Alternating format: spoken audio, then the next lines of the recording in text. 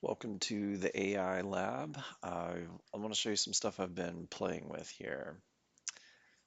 First, let's get an overview of the stack. So, pretty simple here.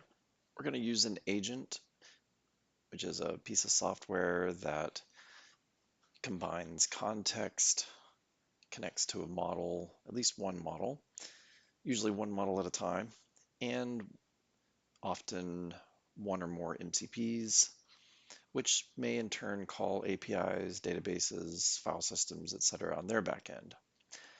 But I'm going to use a NetFoundry service to secure this leg of the journey so that this MCP server can be private. It doesn't need to be public.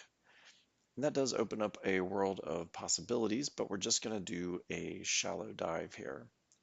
So looking at my MCP server in the NetFoundry console, this is a detailed view of the service itself, and I'll just highlight a couple of things. One is that I'm using a role attribute here to grant access to that MCP. And let's peek in here at the intercept config. So the domain name that I've associated is tool.mcp on a fictitious domain name, which is guaranteed to be private because I'm using the ICANN reserved internal TLD. Now, if we flip over to my editor, what we see here is a configuration file for my agent. I'm going to use OpenCode for this demonstration, and I'm going to have one MCP server. Right here, this URL is the one that we just saw in the NetFoundry console. That pair of host and port corresponds to that particular NetFoundry service. So that means that as long as I'm authorized, I can call this tool providing this MCP server that I've written here using the Anthropic MCP SDK.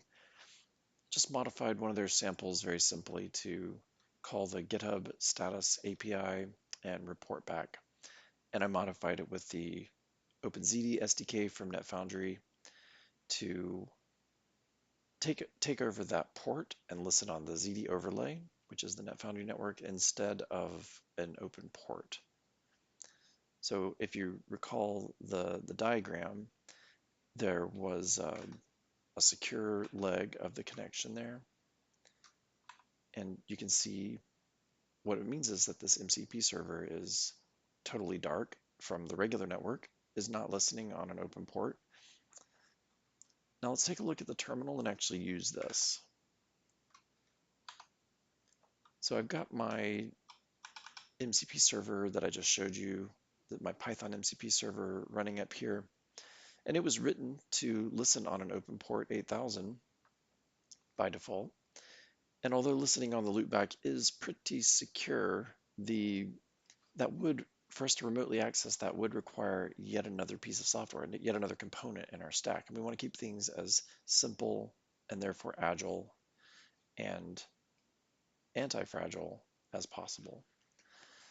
And so we've done that in this case by embedding the ZD Edge SDK, the Python SDK that is, for inside of that sample application that is an MCP server, so it doesn't have any open ports.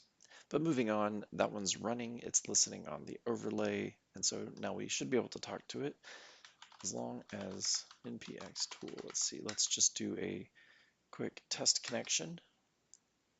So we can see that the request was received when we dialed this fictitious domain name, this internal domain name.